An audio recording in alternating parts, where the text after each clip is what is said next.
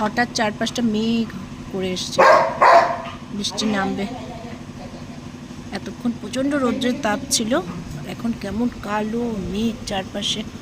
আর এই যে ছোট ছোট ঝোপের মতো হয়েছে, এটা বন আমলা বলে খুব সম্ভবত। এই গাছগুলো চাষই করেছে এরা। এখানে দেখুন কত ছোট ছোট দেখাতে পারছি কিনা জানি না, বুলবুল পাখি বসে আছে প্রত্যেকটা গাছের আগায়। দেখুন ছোট্ট ছোট্ট বুলবুল পাখি বসে আছে। প্রতিদিনই এরা এসে এখানে বসছে কেন জানি না। এরা তো বাবলা গাছ টাছ বা ওই পাশে উঁচু গাছগুলো আছে ওখানেই থাকে, কিন্তু বেশ কয়েকদিন ধরে দেখছি এই গাছের ঠিক এই যে আগ মাথায় বসে আছে একদম। কি অপূর্ব আজকে ওয়েদারটা, এই বক উড়ে যাচ্ছে, কি সুন্দর।